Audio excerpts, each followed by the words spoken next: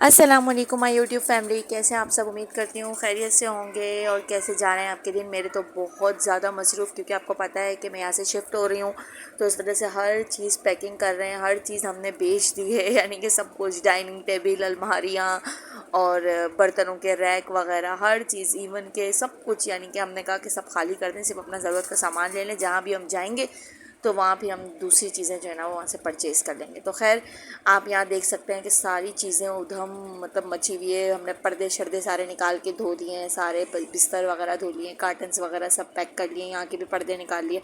और बस मैं अपनी अलमारियाँ और बेड भी बेचना चाह रही हूँ। अब देखें कि क्या होता है आखिरी दिनों में, कि ये सारी चीज़ें बिकती हैं कि नहीं। अगर नहीं बिकी तो फिर मुझे साथ ले जाना पड़ेगा, वरना मेरी कोशिश यही है कि मैं ये भी सारी चीज़ें यहाँ से बेच के जाऊँ। और बस यहाँ पे सारी चीज़ें मैं पैकिंग वैकिंग कर रही थी, तो किसी में से ये मुझे बाल निकल गए मेरे, यानी कि जब मैं पॉलर का काम करती थी तो ये कुछ बाल थे मेरे पास, मतलब एक्सटेंशन जो कहते हैं जिसको, बालों के। और बस यहाँ मेरे सारे बच्चे जो है ना वो उसके साथ खेलने में लग गए, और हम इरा को पहना के चेक कर रहे थे कि जब इरा की जुल्फ़ें आएंगी तो इरा कैसी लगेंगी। तो ये आप देख सकते हैं कि बस यहाँ पे हम उधम मचा हुआ, यानी कि बच्चे और साथ साथ काम, और बस पागल हुए हैं। मैं खैर आज मैं बनाने वाली हूँ बीफ का पुलाव। तो ये आप देख सकते हैं मैंने लिया है 1 किलो बीफ। अच्छा, आप लोगों के वहाँ बीफ की क्या रेट है। मुझे तो यहाँ से मिला है हड्डी वाला मिला है 1200 रुपये किलो। आजकल तो पता है यही रेट है, 1200 1400। गोश्त भी कितना महंगा हो गया, पर खैर खाना छोड़ तो नहीं सकते ना, अल्लाह पाक खिला रहा है और अल्लाह पाक सबको खिलाए। खैर मैंने कहा बीफ का क्या बनाऊँ, सालन चावल अलग से बनाऊँ, कुछ और बनाऊँ। फिर मैंने कहा क्यों ना मैं यखनी पुलाव बना लूँ, फटाफट भी बन जाता है।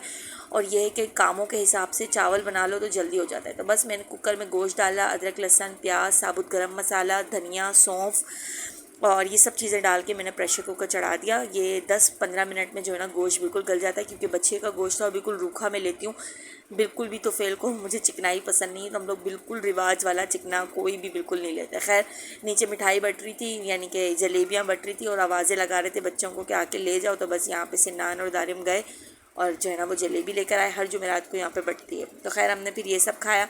फिर मैंने यहाँ से बिरयानी वाले चावल निकाले। अच्छा, मैं मंथ में जो है ना राशन में ही ले लेती हूँ 2 से 3 किलो बिरयानी वाले चावल, ताकि जब भी मुझे कुछ ऐसा बनाना हो तो मुझे ख़रीदना ना पड़े, अलग से मंगवाना ना पड़े, सब कुछ मेरे पास राशन में। और ये मेरी मम्मा का, यानी मेरी सास का जो है ना बहुत पुराना नाप वाला कटोरा है, जिसको इन्होंने चावलों में रखा हुआ है, खाली चावलों में इस्तेमाल करते हैं हम। ये पाव का है, यानी किसी भी चीज़ में अगर आपको पाव का हिसाब लेना है तो हम ये लेते हैं।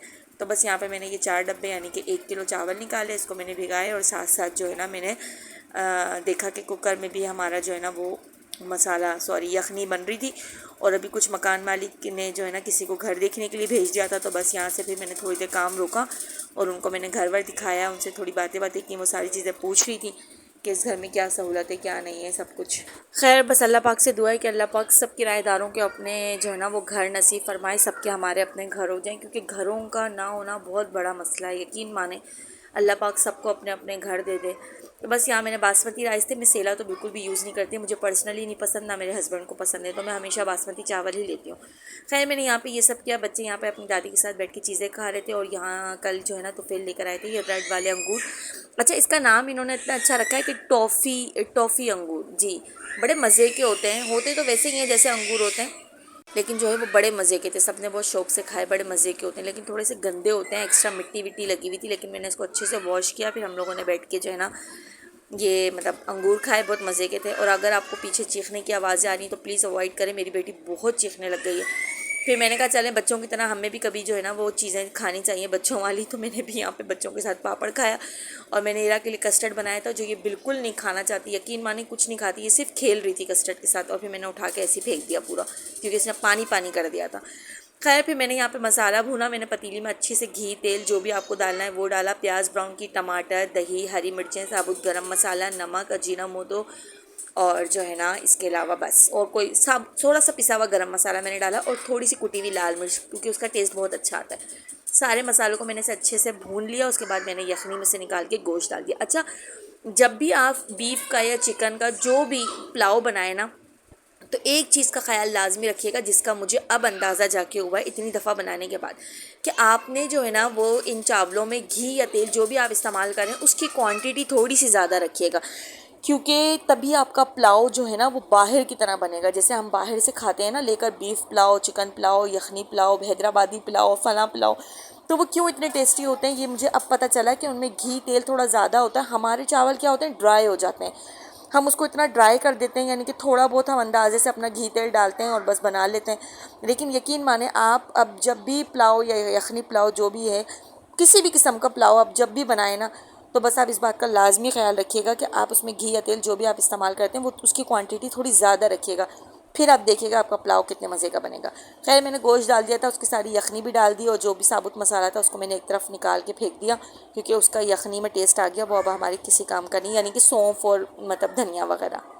खैर जब आप चावलों को दम लगाएं ना, तो ऊपर से हरी मिर्चें हो गई, टमाटर हो गया, ये ज़रूर ऐड कीजिएगा। इसके बाद जो है ना, थोड़ा सा घी भी ऊपर दोबारा से डालिएगा और साथ में सौंफ है, जायफल और जावित्री, इसको पीस के इसका पाउडर आप ऊपर से छिड़क के, आप ये देखिए मैंने सारा स्प्रिंकल कर दिया, ऊपर से सारा छिड़क दें और फिर इसको दम लगा लें। और फिर आप इसकी खुशबू चेक कीजिएगा पुलाव में, माशाल्लाह माशाल्लाह बहुत ज़बरदस्त ये मेरे बन के रेडी हो चुके हैं।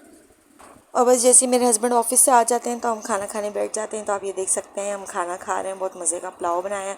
साथ में मैंने जो है ना उसके रायता वगैरह भी बना लिया था, ताकि खाने में थोड़ा और मज़ा आ जाए ना।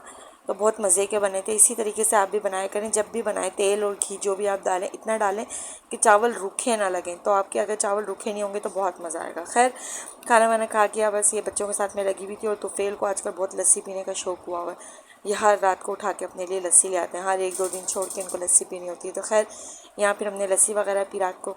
और ये था आज का व्लॉग। फिर मिलेंगे नेक्स्ट वीडियो में, अपना ख्याल रखिएगा। Take care, goodbye and अल्लाह हाफ़िज़।